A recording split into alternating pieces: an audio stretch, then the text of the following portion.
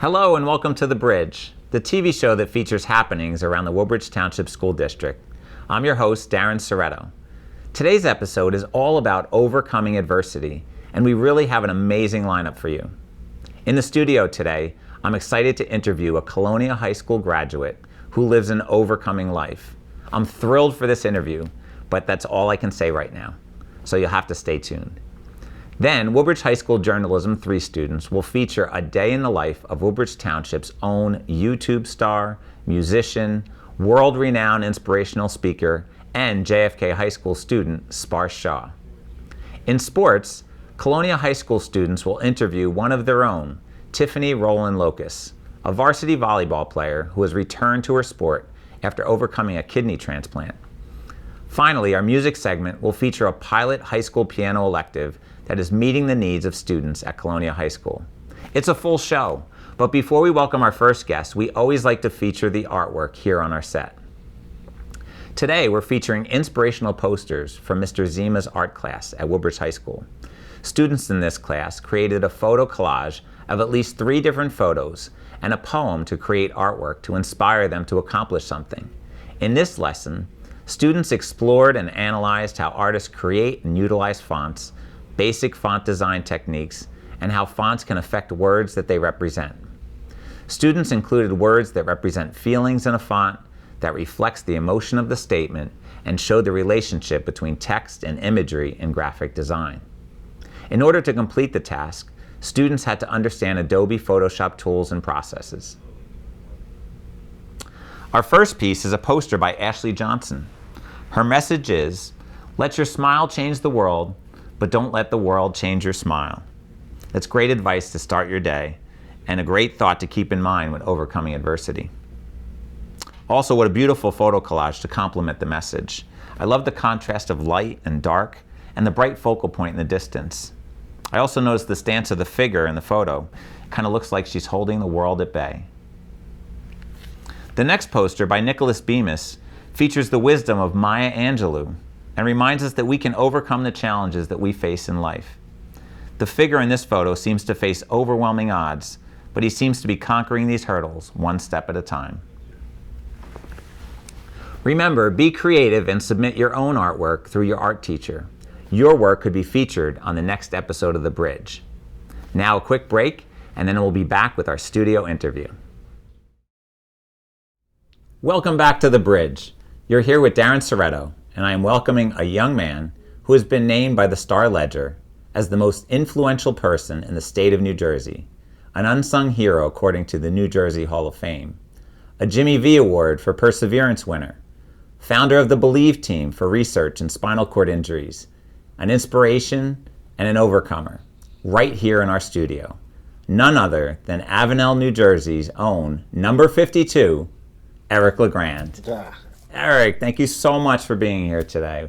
It's great to be here.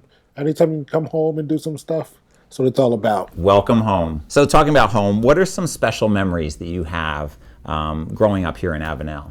You know, in Avenel, it taught me to be tough. You know, we had a lot of kids that we used to go and hang out and play all different types of sports in the street, whether if it was football, baseball, basketball, BMX bike jumps.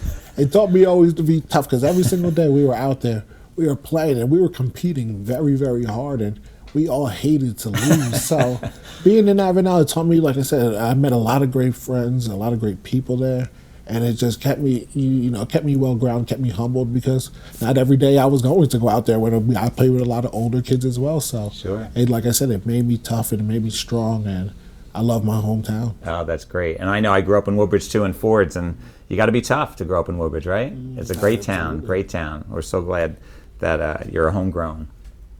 You see your injury with different eyes than other people see injury. Can you tell us how you see your adversity? You know, I was dealt, this card with my spinal cord injury, and a lot of times people will, wouldn't be mad at me if I said I was giving up and things of that nature, but I've just seen so many things, and it puts things into perspective for me on how someone can go from being injured, and then how do you live your life after that? Do you give up? Do you, shame and feel bad for yourself, or how do you go about that? But I took the decision and said, you know what? I was 20 years old when I got hurt. I want to live the best life that I possibly can. And then all the support that I started to get around me, it kind of made me take this on as now. And this is like a responsibility. I have to inspire other people. I have to see what you see what I'm going through, and I'm doing it with a positive attitude. Why can't they do the same thing in their life? That's beautiful. That's great. And I know it takes a lot of strength to do that. And you know, have you, as your family, of course, has been a huge part of your life and your source of strength for you. So could you explain a little bit about that, how your family has helped you? Absolutely. My family, they're everything. You know, my mom was there for me every single day, stayed up at Kessler Institute with me in West Orange, New Jersey for 5 months. And while we were sleeping on this little pull-out cot that was terrible. And then my aunt, you know, she's the prayer warrior. She keeps us all together. And my one, just, you know, coming out their way and sacrificing my grandma, coming up to see me, my dad at the time, my sister, my one nephew at the time when I got injured, and I have another nephew and a niece. But this injury has brought us all together. We see each other pretty much weekly, every Sunday. We all get together at my house, and it's just made us that much closer and that much tighter and that much more love, because this thing, when it happened to me, it just brought us together. You know, there's bigger things in life, and we need to appreciate the moments we do have together. Of course, you can't do it alone. You need your family, and family is such a source of strength. That's beautiful. Now, believe is your motto, right? We love that. And what is it that you want people to believe? You know, I want to believe that if you believe in yourself, you believe in the man above, anything is possible. And I always used to hit the EL on our sign because it was a sign above our locker room in Colonia High School when we used to go out to football practice or the game. The word believe stood up there, and I always used to hit the EL because those were my initials. Eric LeGrand. LeGrand, and I didn't tell anybody that until my senior. Now, this was going into my junior year in college. Really? I told one of my good friends, John Evans, about that. And it's funny, after my injury happened, you know, my Coach Shiano was looking at, what do we do to, you know, rally around this cause? And we're like, we got to believe here. And my friend John told him how I used to tap that EL, and after that, it just took off, and it became my motto, and it became everyone else, because you could see things were happening in a good way, and I was bouncing back, and we just had to believe. That's amazing. So that EL was there before you got injured? It was there. It was a high school thing. I didn't tell anybody. That was just something I would do myself, just tap the EL on the way out to football practice. You saw it. That's awesome. Now, you've championed certain causes over the years, such as youth in sports and, of course, research in spinal cord injury. What's your focus or your goal for 2020 in that area? Oh, yeah, I love to speak to different youth leagues and programs and organizations, because a question I get asked a lot is, would you let your kid ever play football, or what do you think about football? And I say, absolutely, if they're going to give it their 100% effort, let your kid play football, because it's going to turn them into a great young man because of all the different things that you learn playing the game. Yes, the game is a very dangerous game, but all the stuff that goes into those 60 minutes that you get to play, it's learning how to work together as a team, learning to go through adversity, overcoming things, learning self-evaluation periods. There's so many different things that you learn in the game of football that set you up for the game of life. So it's just why I'm so adamant about it, and I love the way that they're taking, you know, a big effort on trying to make the game safer, which they're doing a great job. I can't commend them enough on what the NFL is doing, all the way down to the youth Pop Warner leagues now, which is, I think, been incredible. Yeah, and football is a great way, like you said, to teach children so many disciplines, right? And it's great to hear that you still love the sport. And football is who I am. It's who I am. In your blood. That's awesome, buddy. Can you tell us about your role in helping to bring back Greg Schiano back to Rutgers, and how do you feel about his return? Well, I'm so happy that coach is back. You know, he takes us as young boys, 17, 18 years old, and leaves us into young men after we ended the transition period. It's not always easy, and it's not always fun. He was very, very tough on us. But when you look back at it, when you're now, I'm 29, look at it at my age, and you're like, well, what he was saying, it was true. And the reason why, once you get into that real world, like these are the things that he was setting us up for. And I know how great of also football coach that he is. And, you know, unfortunately, the program has been down in the dumps for the past few years. And to have him back there, knowing what those kids are about to get into, I'm excited about that, for it. And being able to, work between him and Pat Hobbs, who's our athletic director up there, and just the whole state, that everyone rallied behind it, because we know what it was like back in 2006, 2007, 2008. and we want to get back to those days. And I believe that he's the best man for the job. Oh yeah, peaks and valleys in all teams, right? I mean, you got to do your highs and lows, and the team will get back up there again, I'm sure. Absolutely. Do you see yourself in any role in the Rutgers program? I'm sure I'll be a little something here. I've been talking to them about some things I may be able to help with, whether if it's recruiting and things of that nature. Just being in the office and working with those guys and show my love and passion for the university, because I wouldn't be where I am without that university and being able all the support that they gave me, before and after my injury. So whatever I can do to help, I'm all for it. You have a special eye. I'm sure they're going to take your advice. Now, you've been vocal about your goal to be able to walk again. That's obviously your biggest goal. And how have you been progressing physically, and do you have a short-term goal for this year? I've been working really hard from being able to come off the ventilator and beginning to eating solid foods, getting off the feeding tube, to being able to move around a little bit more, become mobile. I still go to therapy on Tuesdays and Thursdays from 1 to 3 o'clock, and I work my butt off in there. I do what I can to control what I can control and making sure I'm keeping my body in shape. And that's why, as we mentioned, my foundation earlier, Team LeGrand Coast Fred Dayton Reed Foundation, I'm also working on the forefront of being able to fund a cure for this, because technology is crazy. I truly believe in our lifetime we'll be able to find a cure for paralysis, and I'm trying to just do my due diligence and raise as much money as I can. And the big goal of I have this year is to try to raise $1 million for my 10-year anniversary for the foundation. And I just know it's going to a good cause, and it gives the 5.6 million people out there that are dealing with some sort of paralysis hope. So that's what my goal is for 2020, to raise this money and keep on giving people hope, because I know the cure is just right amongst us. I believe we're going to find it. That's what we have to keep, is hope, and that's beautiful. And you've come so far already. It's great to see your progress already. So I know that hope is moving you forward, and your goal is going to come true. I know it. So tell us also about Eric LeGrand Park in Avenel. That just opened, right, a couple years ago? Yeah, it was a couple years ago. So the park that I grew up in, as I was mentioning, we played baseball, football, basketball in. That's the park that I used to go to every single day. And, to have a park named after you is that's just amazing. I can't thank the town of Woodbridge enough, the mayor, everyone who came up with that idea. Because I literally, you want to talk about blood, sweat, and tears? There was a lot of blood, sweat, and tears in that park that I used, and it was just our place where we would go and have fun. And at the time when we were there, it wasn't the greatest thing in the world, but we made the best of it. There was glass on the basketball court. We made it tough. We used sewer tops as our first, second, and third base marks, but we made it the best. We made it the best that it could possibly be, and we had so much fun there. And to see it now, all redone with a handicap accessible jungle gym in there, and all these different areas, the swings.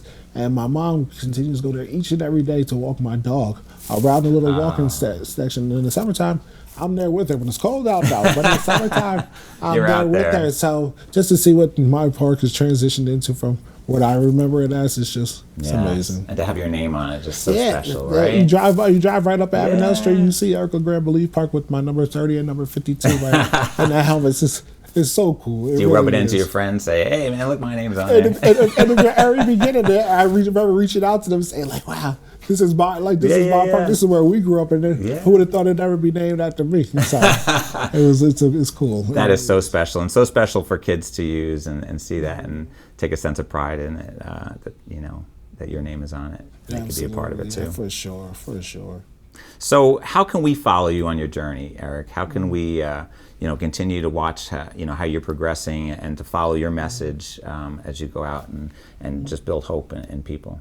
Social media is a great asset, and sometimes people unfortunately use it for a bad asset, but I try to use social media for as good as I possibly can, because that's where people stay in tune with me. If you're not in my everyday life, I try to post videos on there sometimes when I'm in therapy or where I'm at this event or that event, just giving updates on my life on my Instagram, so people can follow me on Instagram, Twitter, Facebook at Eric LeGrand 52, and on my website is ericlegrand52.com, and we were talking a little bit about my t-shirts. I love it. I love that t-shirt. I got to get myself one. I'm going to order one today. Yeah, so I came up with a whole idea on how I wanted to go about this. So I said, I want a t-shirt that represents me. In the very beginning, the township came up with Believe 52 t-shirts, which was amazing. It raised so much money for, at the time, the Patriot Saints Foundation, which was helping my mom and I. Right. But now I wanted something to represent me, and I came up with this new concept called Role Model. But I didn't want it to be R-O-L-E. I had to put it R-O-L-L, but the O had to be a handicap sign. And that was perfect. That's who I am. I try to be a role model for other people in my unique way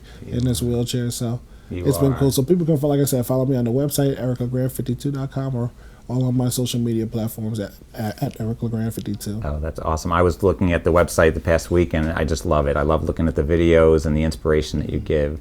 And the t-shirts look awesome, man. I can't wait to get one. It's been a lot. It's been a lot of fun, and seeing a lot of different celebrities that have been wearing them and just representing me and sharing my story. Oh, that's awesome, Eric. You're an inspiration, and you give hope to anybody who thinks they cannot overcome. Thank you for your time, your smile, and most of all, your encouragement. And it was just an honor to spend time with you today, Eric. Well, thank you so much. The best part about it is this is who I am. So I'm not faking or anything. This is what you see is what you get. And this smile I wake up with every day, I'm very grateful for. It's real and it's beautiful because you're bringing hope to so many people. So thank you so much, Eric. Thank you. We have to take a short break, but when we come back to our Woodbridge High School student correspondence, we'll feature a day in the life of Sparsh Shaw at John F. Kennedy High School. Stay tuned. We'll be right back. Welcome back to The Bridge.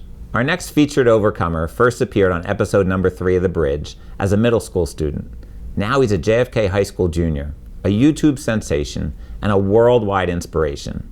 Let's head over to JFK with our student correspondents from WHS and check out a day in the life of Sparsh Shaw.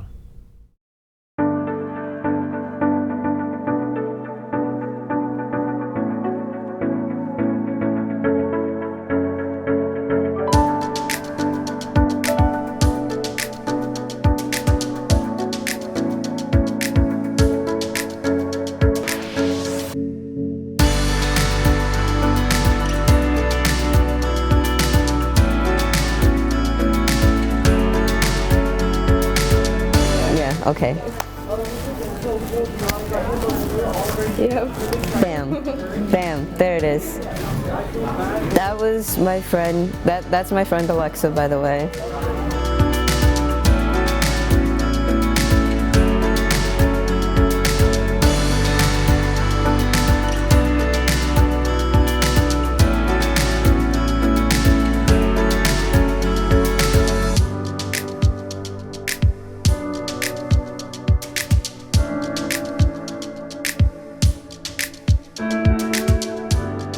Oh, of course. I come in crashing, and that's exactly what's playing. Miley Cyrus Wrecking Ball. Like, perfect.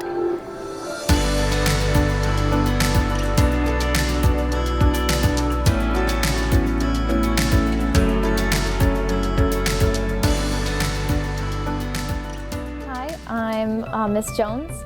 I'm currently teaching U.S. History 2, and Sparsh is in my U.S. History 2 class. And I also had him last year for US 1, so this is our second year together. Sparsh is probably the most dedicated student I have. He gives 110% on every assignment, so he's always participating, always trying to share his opinion in class, which is great. It's a history class, so he definitely participates a lot in our discussions. I think that he always studies, he always puts effort into everything. He's always really positive too, I think is a big part of Sparsh's personality. Like, I'll be like, okay guys, we're starting a test, like good luck, okay, be quiet, and then Sparsh will be like, good luck everyone. But like, I think it stems from like that he just wants to be really supportive to his peers. I'm Dr. Donna Jacobson. I teach creative writing and theater arts 1 and 2. I really didn't need to make a lot of additional modifications for Sparsh. Sparsh is very talented and wants to learn. He loves to be challenged. So when I throw something to him, he says, how far can I go? What are the parameters that I have to meet? This is the second time I have Sparsh as a student. He was in my Theater 1 class before, and Sparsh sometimes needs to be out for special performances and things, but Sparsh is always on task. When he's away, he's always looking at his homework, turning his homework in on time, and asking me, what else can I do? So he's always looking for ways to improve and I'll ask him sometimes, write 2 pages for me. He'll write 10. He's a little bit of an overachiever, and I can understand that because I have that in my side of my personality too. I'm Brianne DeJesus, this is Madison Corral, and we are senior correspondents from Woodbridge High School. And today we're at John F. Kennedy Memorial High School, here with Sparsh Shaw. At birth, Sparsh was diagnosed with osteogenesis imperfecta, also known as brittle bone disease. However, Sparsh has used this as a platform to gain opportunities and motivate others. Hello, Sparsh. Thank you for being here today. Hey guys, thank you so much for having me here. This is amazing to be back on the bridge. What advice, if any, would you give to incoming high school students, especially those with a disability? I would say, first of all, high school is, in ways it is as crazy as people say it is. In ways it's not as crazy, Of course we're in these teenage years and things change. A lot of things change. Our friendships will change. Our our habits, our activities, our passions might change. And I know, of course, high school, everyone emphasizes, hey, you got to figure out what you want to do before college. And first of all, I really do mean it when I say, it's okay if you're still finding your way through high school. I already know what my passion and career might be, but it did take me a while to get there. And I had to consider different options when I thought about, what I wanted to do in my life. So it's the same thing. And I think just the best thing I could say is, first of all, have a great work. You need to have a great work ethic, just because there will be people who, classes, teachers, students, other people that they will try you, they will test you. You will be tested a lot during high school. None of that is to make you worse. I feel like none of that is meant to set you up to fail. So never think that, it's really meant to set you up. You just have to have the mindset that I can take this opportunity or I can take this situation no matter how bad it is and turn it into an opportunity. Like Einstein, in the middle of difficulty lies opportunity. I think that's the best thing. And you've always had a great attitude. Even meeting you today, you're a very uplifting person. But as you grow older, for many of us, new challenges come about. How would you say, how do you face them, and do you maybe gain any new coping methods? How would you say you do that? Yeah, I think the single most important thing if we want to handle change is adaptation. Very simple, because change in itself is something new. It is something challenging, right? And change is also, that in itself is adaptation. So if we want to cope with change, then we need to learn to adapt. So that's happened to me with I guess different classes, like I've said, I've taken, different teachers I've studied under, different friends and the relationships I've had with them. I've had to adapt in order to, I guess, find my way and still come out, I guess, with flying colors. And I truly believe anyone can do that. So whenever we face new challenges, I think first the outlook is important, because you need to know, hey, we can't be resistant to change, because those resistant to change will be crushed by the weight of it. But if we think of it as, hey, this is change, but I'm going to embrace it, and I'm going to work not necessarily around it, but work through it and use it to give me the upper hand. That's where it is. No matter how many times you fall, Cardi B knocked me down 9 times and I get up 10, Now, you talked about change and being that you are a junior, looking to go into your senior year. And after senior year, we just wanted to know, what are your plans after high school? Sure.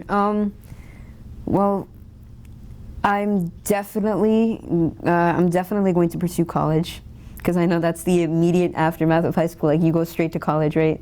Most people. And me, I'm actually between 2 colleges that I'm looking at right now. One college I've been setting my sights on for the longest time. That's Berklee College of Music in Boston, Massachusetts. And although, like, I probably am not going to move there, but the reason that it also attracted me so much is because, number one, it's very contemporary and diverse. There's so many different musical influences and collaborations, and just it has a great reputation for being, like, I guess, all-inclusive when it comes to music, especially modern music. And number two, they have online degree courses. So I may not move to Boston, Massachusetts probably, but I will probably think of taking online courses there and still be able to get my bachelor's or maybe even master's in the future in music. And then also, I'm thinking, especially, and my parents have been encouraging me, and I've wanted to go to maybe Princeton, because Princeton has a great psychology program.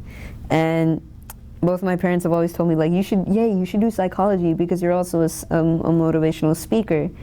And I like to say you can't really speak to the mind of a man unless you know the mind of a man.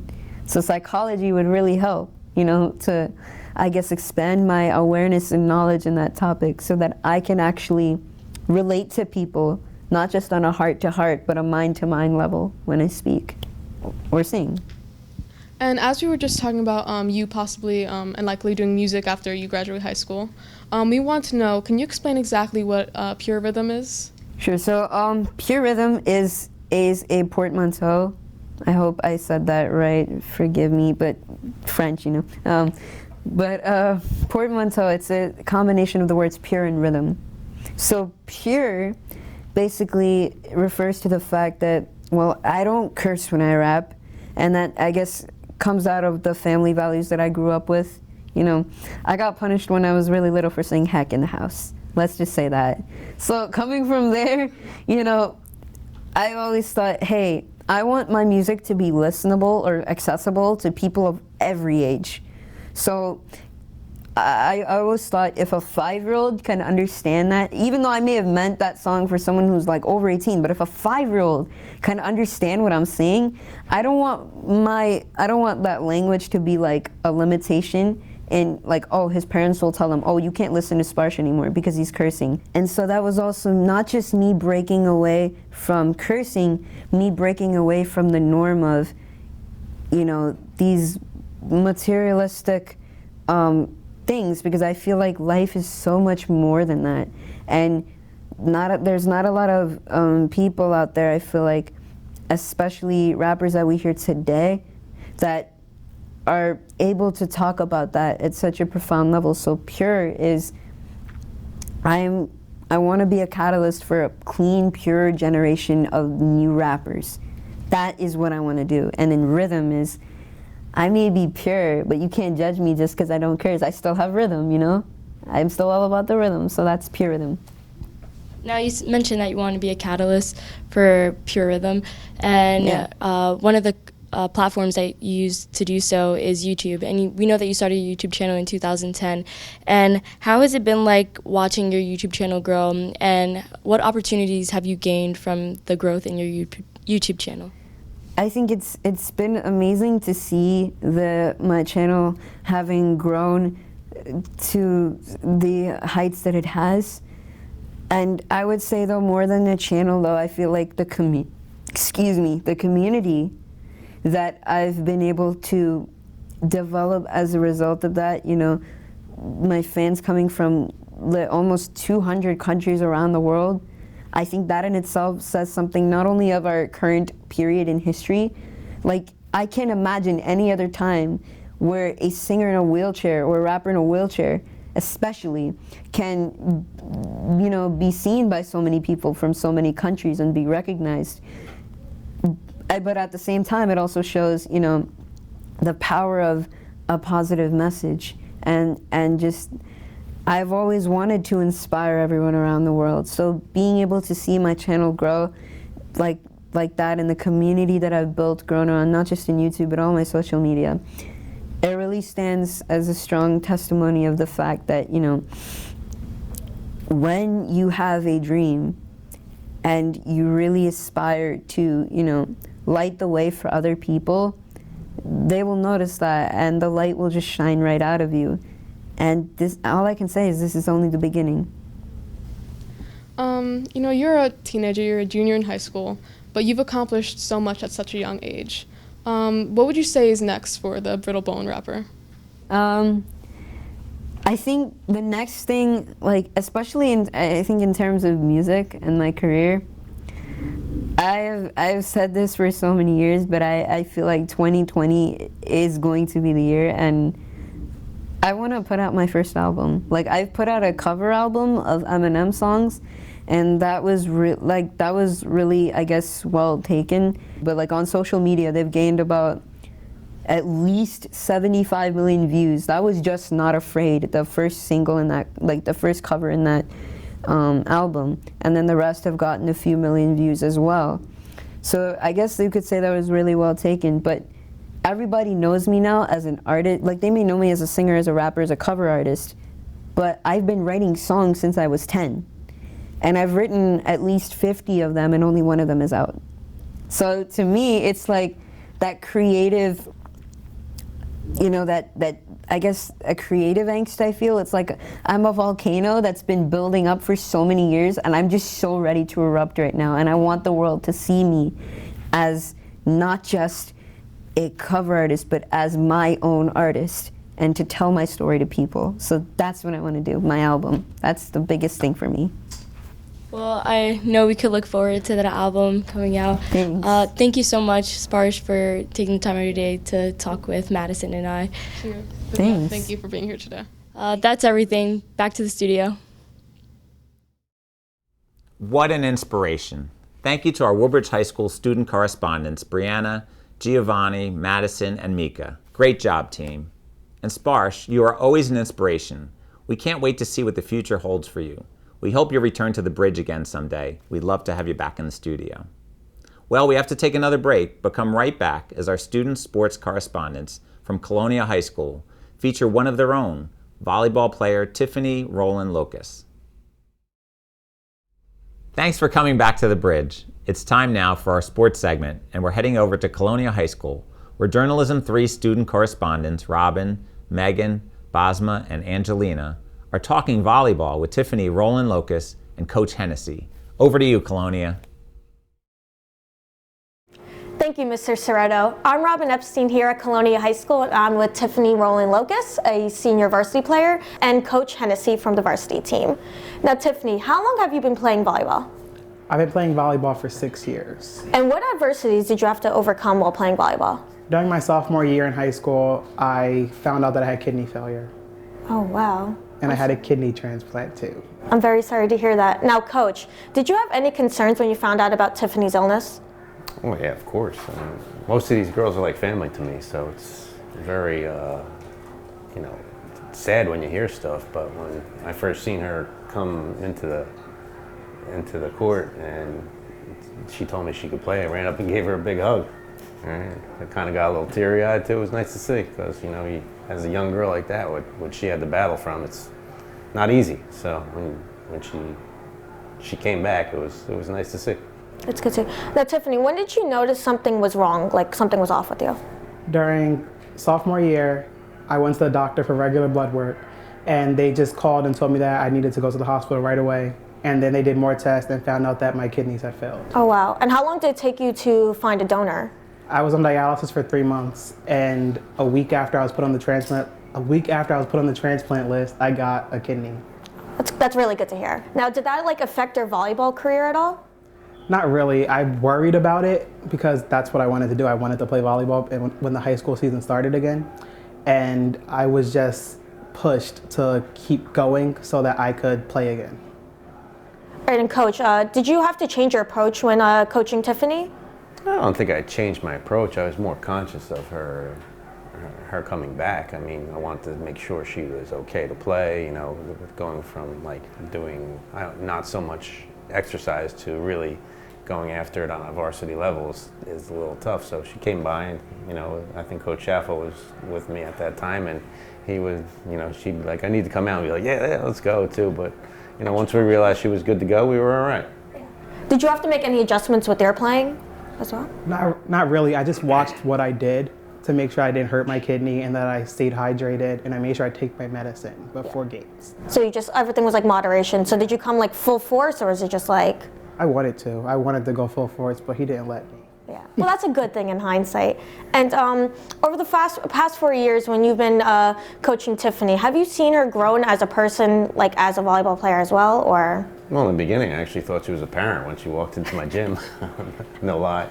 All right, but she's always been the same person. I don't know if maturity. She's always kind of been very mature. So it's kind of I didn't see too much growth there because she was one of the leaders on our teams from the beginning. But as a person, we've become. Have a better relationship as time went on, and I think that's what this team is about. Are you sad to see her go? I'm always sad to see kids go. I'm always happy to see other ones come in too. So that's a good thing, yeah. Well, Tiffany, good luck for the future. I hope everything goes well. You too, Coach. Thank now, you. Tiffany, would you mind heading out to the court and teaching us some demonstrations? Sure. All right, let's get to the court. All right, so Tiffany, what exact position do you play? I'm an opposite hitter. And what does that entail? So the best hitter on most teams is the outside hitter. So I'm supposed to block that person. All right, can you show us a demonstration of how to do that? Sure. So I stand here right. in an athletic position. What's exactly an athletic position? Your feet shoulder width apart. All right. And my hands are up like at the tape of the net. At the tape of the net, okay. And I bend down. Bend down. Jump up. Oh gosh, I'm too short for this position. It's fine. And I just do that over and over again. Over and over again. Is there like timing that goes along with that? Yeah, so usually when the ball's like at the tape of the top tape of the net, that's when I want to jump, and I make sure that the ball can't get over at all. Huh, interesting. Yes, it's an art. All right, so what else do you do as an opposite hitter, Tiffany? I try to spike the ball. Spike the ball. Can you teach us how to do that? Sure, I'll show you the approach. All right. So you're standing. I'm standing. And if you're righty, right? Yes, I'm righty. Okay, so you start with your left foot forward, and then you go right, left, really quickly. Okay. And as you do that, you want to throw your hands back at the 2 quick steps. Okay. Okay, so you ready? Only one way Let's to find do out. this. Okay, ready? Yeah. How'd I do? You did good. You didn't touch the net. That's Yay. perfect. So Tiffany, how do you guys usually warm up? So we warm up by peppering, and it's you get a partner and you just pass the ball back and forth. All right, so let's try this out here.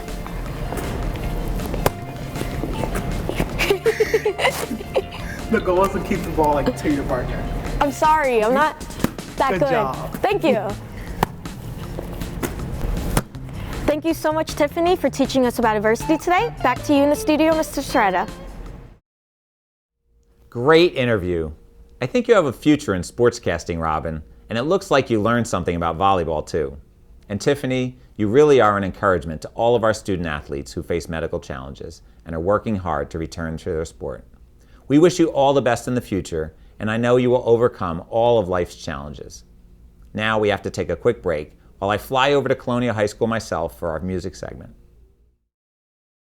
Welcome back to The Bridge. I'm Darren Soretto. I'm over here at Colonial High School, and I'm so excited to be here. We're investigating the piano pilot class that is happening here. And we have here the wonderful teacher of that class, Mrs. Bolton. Hi. How are you? Good, how are you? I'm doing well, thank you. And we have her student, Catherine Demitis. Hi. How are you, Catherine? Nice to meet you. You too. So I'm going to ask you guys some questions. I'll start with you, Catherine, okay? Catherine, do you play any other instruments besides piano? I play a little with guitar. I'm still working on that. I just started piano. I used to play flute. I was actually in the Gifted and Talented program, so I see a lot of familiar faces. That's great. Yeah, that was a lot of fun. And what got you interested in the piano? I kind of, last year they started offering as a new class. I saw it. I was like, always wanted to play, so I tried it, and I fell in love with the class and piano. Oh, that's great. Now And you have a I play wonderful it. teacher, too. Oh, of course. So was anybody an inspiration for you? Was it like piano? Was there an artist that inspired you or somebody that inspired you to play? The first song I ever wanted to play was Can't Help Falling in Love by Elvis Presley. Oh, wow. Yeah, and that was the first song I learned to play, and I just always, I grew up with Elvis, my parents and everything, they just loved him, so kind of grew up in that era. I hear you.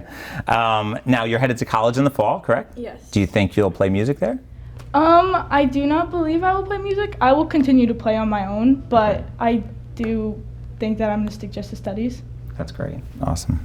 And lastly, what's your favorite thing about this class? What do you love about it? My favorite thing about this class is just the freedom, the creative freedom that you can receive from just your peers and everybody in the classroom. If you need help, everyone in this classroom is so willing to help each other. We're helping each other with fingering and certain note names and just how to read the music we're working with. And if there's anything difficult, we always try and help. And Miss Bowen is always there to help us out with that. That's great. I spent a little time here before this interview, and I could just see the cohesiveness of everything. Everything seems to get along very well. Awesome. Great. Thank you, Catherine. Okay, Ms. Bolton. Hi. Hi. So why is it necessary, Ms. Bolton, to have a separate piano class? Well, I believe that, we have a choir class here, we have band, but piano is not necessarily something that you need in a band class or that you need in a choir class or that you would even want in a band or choir class. So it's much better to have the piano class separate so that the students can learn and just focus on the piano. Great. And they can get all the attention that they need, like individually. We have one student that has a service dog, so I can give her the attention that she needs, because it's a smaller class. It's not like I'm dealing with my whole big 30-person choir class, know. So it's nice that way. Can you teach the dog any songs or? No, not yet. She's not very cooperative about learning the piano, but she does seem to enjoy the music. I'm sure. Loves the music. The pause might be tough on the keys. Well, maybe, scratch it up a little bit.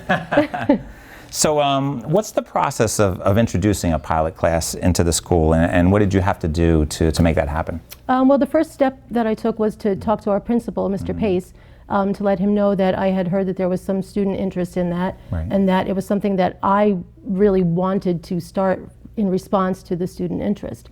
So I spoke to him a couple times, actually, and then I reached out to my music supervisor, Miss Freeland, downtown, and then that kind of started the whole process going, started the rolling of it. So then we reached out to Mr. Bader, and everybody worked together to get this going. Off the ground. What a great project. It's awesome. Yes. I'm looking around, you have a lot of pianos in the room. How do you manage having so many pianos in one room? The students use headphones when they're actually practicing, and then when I want to hear what they're working on, I will go around to them individually, and they unplug their headphones and just play for me. Oh, good. So you can tune into whoever you want and listen to them. And it's nice, that you look at all the pianos and you think, wow, it must be so noisy in here because there's so many people playing at the same time. Sure. But it's not that bad because they're all plugged into headphones. That's great. So pretty quiet. You can really tune into one student. Very cool. You're in trouble. So can somebody play for us? Would that be okay? Sure. My student May Abusharia will be playing a song called Brother John for you. Frère Jacques, right? Yes, exactly. I only know it in French, sorry. Yes, that's okay. It's fancy. Great. Well, thank you so much for being on, and thank you, Catherine, and good luck in your future endeavors. Thank you for having us. Definitely. So Frère Jacques, Brother John, take it away, May.